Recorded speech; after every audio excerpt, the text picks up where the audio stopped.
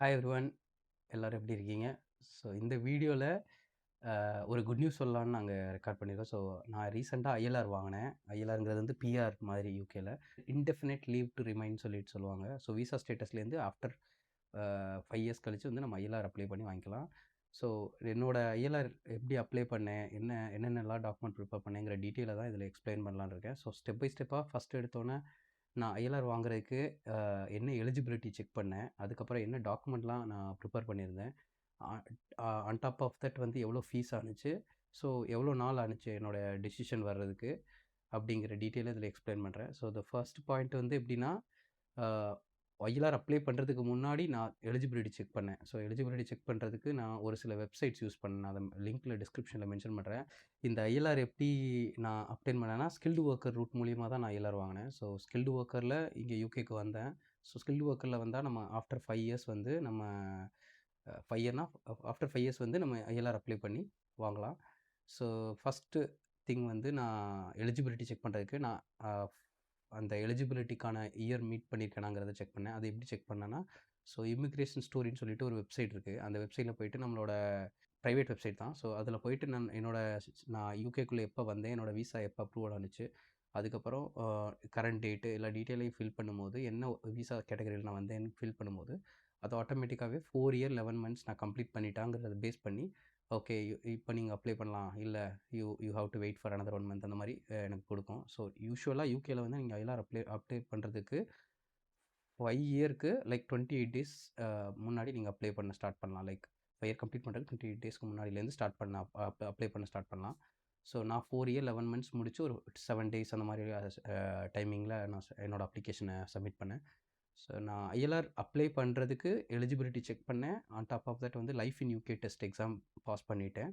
So இது 2ம் தான் எனக்கு ஃபஸ்ட்டு நானாக பண்ணி வைக்க வேண்டியது இருந்தது. டாக்குமெண்ட் என்னென்ன ப்ரிப்பேர் பண்ணேன்னு பார்த்தீங்கன்னா, நான் ஒரு ஃபோல்டர் அதுக்காக க்ரியேட் பண்ணி வச்சிட்டேன். என்னோடய லாஸ்ட் 1 மந்த் பே ஸ்லிப், என்னோடய லாஸ்ட் 1 மந்த் பேங்க் ஸ்டேட்மெண்ட், என்னோட வந்து பாஸ்போர்ட்டோட ஃப்ரண்ட் அண்ட் பேக் பேஜ் எடுத்து ஸ்கேன் பண்ணி வச்சிட்டேன். அதுக்கப்புறம் நீங்கள் ஏதாவது ப்ரீவியஸாக ஒரு பாஸ்போர்ட் வச்சுருந்தா அதையும் ஸ்கேன் பண்ணணும். பட் எனக்கு ஒரே ஒரு பாஸ்போர்ட் இருந்ததுனால நான் ஈஸியாக ஸ்கேன் பண்ணி வச்சிட்டேன். ஸோ அதுக்கப்புறம் வேறு என்னென்ன டாக்குமெண்ட் ஆட் பண்ணேன்னு பார்த்தீங்கன்னா, எம்ப்ளாய்மெண்ட் லெட்டர். அப்புறம் நான் என்னென்ன டேலாம் வந்து யூகேலேருந்து ஆப்சென்ட் ஆகி வெளியில் போயிருந்தேன், வித் எம்ப்ளாயர்ட்ட லீவ் அப்ரூவல் வாங்கி போயிருந்தேனோ, அதை வந்து எம்ப்ளாயர் லெட்டர்லேயே வந்து மென்ஷன் பண்ணி அது ஒரு லெட்டராக கொடுத்தாங்க. ஸோ இது ஒரு டாக்குமெண்ட் ரெடி பண்ணி வச்சிட்டேன். ஆன் டாப் ஆஃப் தட் வந்து இந்த லைஃப் இன் யூகே எக்ஸாம் எழுதுனதுக்கான அந்த ரெஃபரன்ஸ் கோடு, அப்புறம் ஸ்கில்டு ஒர்க்கர் விசா மூலிமா நான் அப்ளை பண்ணதுனால அந்த இங்கிலீஷ் எலிஜிபிலிட்டி ரெக்குயர்மெண்ட் அது தேவையில்லை. ஏன்னா நான் ஃபஸ்ட்டு யூகேக்குள்ளே என்ட்ரு ஆகும்போதே அதுக்கான சர்டிஃபிகேட் எல்லாம் சப்மிட் பண்ணிட்டு தான் நான் யூகேல என்ட்ரு ஆனேன். ஸோ யூகே நாரிக்குன்னு ஒரு சர்டிஃபிகேட் அப்லோட் பண்ணி, ஸோ எனக்கு வந்து இங்கிலீஷ் எலிஜிபிலிட்டி சர்டிஃபிகேட் சப்மிட் பண்ண வேண்டியதில்லை. இது இல்லாமல் விசா ஃபீஸ் அது வந்து நான் ரெடி பண்ணி வச்சிட்டேன். அமௌண்ட்டு டெபிட் கார்டு வச்சு பே பண்ணலான்னு ரெடி பண்ணி வச்சுருந்தேன். ஸோ இதெல்லாம் தான் நான் பேசிக்காக என்னோடய டாக்குமெண்ட் ப்ரிப்பரேஷனில் ஒரு ஒரு ஃபோல்டரில் இந்த டாக்குமெண்ட் எல்லாமே ரெடி பண்ணி வச்சிட்டேன்.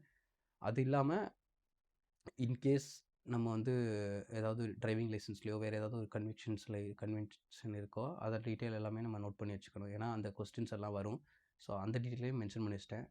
ஸோ இது document preparation. So employment letter நான் சொன்னதில் என்ன மென்ஷன் பண்ணியிருந்தாங்கன்னா, என்னோட சேலரி எவ்வளோ, என்னோட சாக் கோட் என்ன, காசு என்ன, நான் வந்து இந்த யூகேக்குள்ளே வரும்போது, ஸோ இந்த டீட்டெயில் எல்லாமே அந்த என்னோட ரோல் என்ன, எனக்கு ஃப்யூச்சரில் நான் அந்த ரோலுக்கு தேவைப்படுவேனா யூகேல அந்த கம்பெனியில் அப்படிங்கிற டீட்டெயில் எல்லாமே அதில் அவங்களே மென்ஷன் பண்ணி ஒரு டெம்ப்ளேட் மாதிரி கொடுத்துட்டாங்க. ஸோ இது எல்லாமே நான் ஆல்ரெடி ரெடி பண்ணி வச்சிருந்ததுனால எனக்கு வந்து லைக் அப்ளை பண்ணுறதுக்கு ரொம்ப ஈஸியாக இருந்தது. ஆல்மோஸ்ட் 1.5 மந்த்துக்கு முன்னாடியே நான் எல்லா டாக்குமெண்ட்ஸும் ரெடி பண்ணி வச்சிட்டேன்.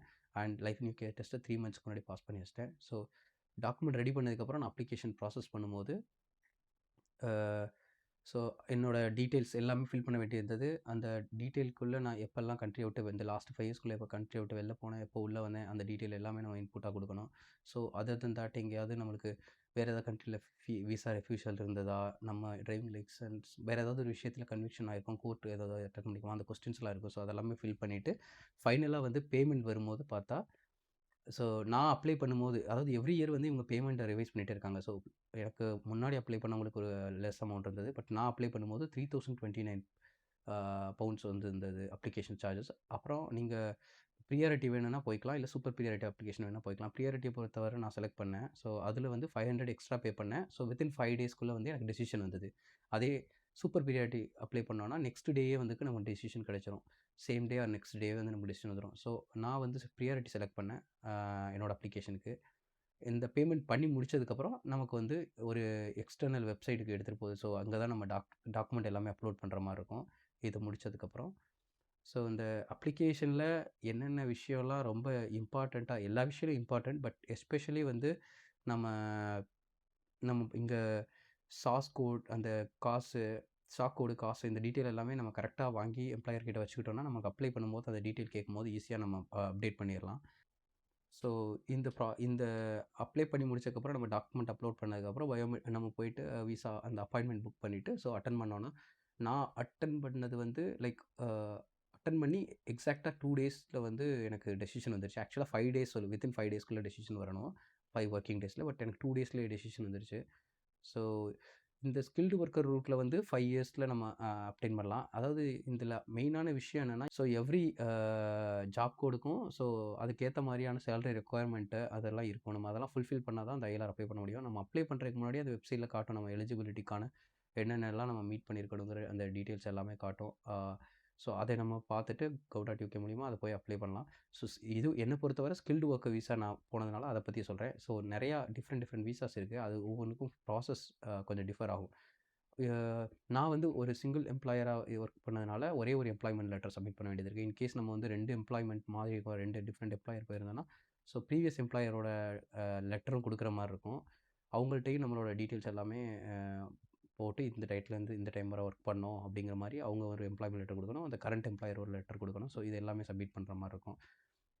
ஸோ அப்ளிகேஷன் வைஸ் இது ரொம்ப சிம்பிளா இருக்கும். பட் ப்ரியர் டூ அப்ளிகேஷன் நம்ம இந்த டாக்குமெண்ட்ஸ் எல்லாத்தையும் ப்ரிப்பேர் பண்ணி வச்சுட்டோம்னா, அ இந்த வந்து லைக் வெரி குயிக்கா நம்ம அப்ளை பண்ணலாம். ஸோ இ இது வந்து என்னோட பெர்சனல் எக்ஸ்பீரியன்ஸ்ல தான் ஷேர் பண்றேன். இது ஒரு இமிகிரேஷன் அட்வைஸோ லைக் எதுவும் கிடையாது. ஏன்னா எவ்ரி இயர் வந்து இந்த ரூல் வந்து சேஞ்ச் ஆயிட்டே இருக்கும்.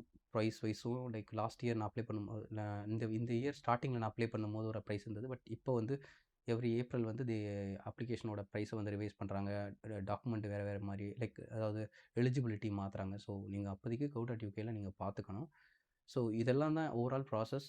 நான் அப்ளை பண்ணது வந்து 2026ல அப்ளை பண்ணேன். ஸோ இப்போ வந்து ஸ்கில்டு ஒர்க்கர் எப்படி ஸ்டார்ட் ஆனுச்சுன்னா, லைக் 2021லேருந்து ஸ்கில்டு ஒர்க்கர் குடுக்க ஆரம்பிச்சுட்டாங்க. ஸோ இப்போ எல்லாரும் லைக் 2021லேருந்து வரிசையா அப்ளை பண்ண ஆரம்பிப்பாங்க. என்ட்ரி ஆனவங்களான்னு சொல்லிட்டு யூஸ்ஃபுல்லா இருக்கும்னு சொல்லி தான் இந்த வீடியோ ரெக்கார்ட் பண்ணோம். இன்கேஸ் உங்களுக்கு ஏதாவது அப்ளை பண்ணும்போது ஏதாவது டீட்டெயில் தேவைப்பட்டுச்சு, எப்படி பண்றது? ஏதாவது டெம்ப்ளேட் தேவைப்பட்டுச்சுன்னா, இன்கேஸ் நீங்க கமெண்ட்ல டைப் பண்ணீங்கன்னா, நான் உங்களுக்கு அந்த டீட்டெயில்ஸ ஷேர் பண்றேன். அது மட்டும் இல்லாம லைக் நீங்க வந்து பெஸ்ட் திங் வந்து இந்த லைஃப் இன் யூகே டெஸ்ட்டுக்கு வந்து வேலிடிட்டிங்கிறது எண்ட் டேட் கிடையாது. ஸோ அதனால நீங்க பீரியட் டூ 3 மந்த்ஸே நீங்க அப்ளை பண்ணி எடுத்து வச்சிட்டீங்கன்னா, உங்களுக்கு ப்ராசஸ் வைஸ் ரொம்ப ஈஸியா இருக்கும். அதுக்கப்புறம் வந்து இந்த எம்ப்ளாய்மென்ட் லெட்டர் இது எல்லாமே இந்த டாக்குமெண்ட்ஸ் எல்லாமே ஃபர்ஸ்ட்டே ப்ரிப்பேர் லைக் 5 இயர் கம்ப்ளீட் பண்ணுறதுக்கு ஒரு 2 மந்த்ஸ்க்கு முன்னாடி நீங்க எல்லாமே நீங்க வாங்கி ரெடி பண்ணி வச்சிட்டீங்கன்னா, நீங்க எக்ஸாக்ட்டா 5 இயர் கம்ப்ளீட் பண்ணுறது க்ளோஸ் டூ தட் டேட்ல நீங்க வந்து அப்ளை பண்ணலாம். அதே நேரத்தில இன்னொரு மெயினான விஷயம், நீங்க ஐஎல்ஆர் அப்ளிகேஷன் வந்து உங்களோட கரண்ட் விசா எக்ஸ்பயர் ஆகுறதுக்கு முன்னாடியே அப்ளை பண்ணிறணும். விசா எக்ஸ்பயர் ஆனதுக்கப்புறம் நீங்க அப்ளை பண்ணக்கூடாது. அது வந்து வந்து மெயினா நீங்க பார்த்துக்கணும். அப்புறம் இந்த அப்ளிகேஷன் ஃபில் பண்ணும்போது மெயினான ஒரு விஷயம் என்னன்னா, நீங்க 180 டேஸ் வந்து ஒரு இயர்ல வந்து 180 டேஸ்க்கு மேல மோர் தென் 180 டேஸ் வந்து கண்ட்ரிய விட்டு வெளியில இருந்திருக்கக்கூடாது. அது ஒரு மெயினான விஷயம் நீங்க பார்க்க வேண்டியது இருக்கும். ஒருவேள நீங்க 180 டேஸ்க்கு மேல இருந்தீங்கன்னா, அதுக்கான ஜஸ்டிஃபிகேஷன் லெட்டர் குடுக்குற மாரி இருக்கும். அது ப்ராப்பரா ரெடி பண்ணி எதுக்காக நீங்க இருந்தீங்கங்கிறத அது அவங்கள ஃபுல்ஃபில் பண்ணுச்சுன்னா, நீங்க ஒரு வேள அப்ளை தருவாங்க ஐஎல்ஆர் அப்ரூவ் பண்ணுவாங்க. இல்ல அந்த ஜஸ்டிஃபிகேஷன் வேலிடா இல்லங்கும்போது 180 டேஸ் நீங்க மீட் பண்ணியிருக்கணும்னு சொல்லி ரிஜெக்ட் பண்றதுக்கும் வாய்ப்பு இருக்கு. ஸோ 180 டேஸ்க்கு மேல எவ்ரி ஒன் கன்சிக்யூட்டிவ் இயர்ல நீங்க வெளியில இருந்திருக்கக்கூடாது. இது எல்லாமே ரொம்ப இம்பார்ட்டன்ட்டான பாயிண்ட்ஸ் ஆக்சுவலா. ஸோ உங்களுக்கு வேற ஏதாவது டீட்டெயில்ஸ் தேவைப்பட்டது நீங்க ஐஎல்ஆர் அப்ளை பண்ணும்போது அப்டின்னா, நீங்க கமெண்ட்ஸ்ல டைப் பண்ணுங்க. நான் உங்களுக்கு ஷேர் பண்றேன். So thank you all. மறக்காம வீடியோவ லைக் பண்ணுங்க, ஷேர் பண்ணுங்க, subscribe. Top of that life in UK exam பத்தியும் நான் முன்னாடி எக்ஸ்பிளைன் பண்ணியிருக்கேன். அதோட யுஆர்எல் எல்லாமே அந்த வீடியோவோட டிஸ்கிரிப்ஷன்ல போட்டிருக்கேன். அது என்ன டாக்குமெண்ட் யூஸ் பண்ணி ப்ரிப்பேர் பண்ணேங்கிற டீட்டெயில்ஸ் எல்லாமே நான் வந்து அந்த வீடியோல போட்டிருக்கேன். நீங்க உங்களுக்கு வேணும்னா ரெஃபர் பண்ணிக்கங்க.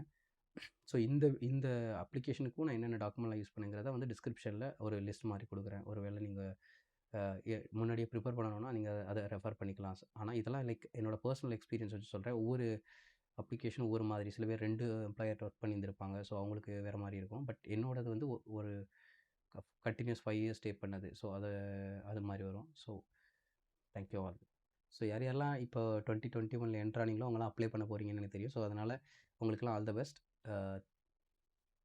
இதோட இந்த வீடியோ முடியுது. Thank you.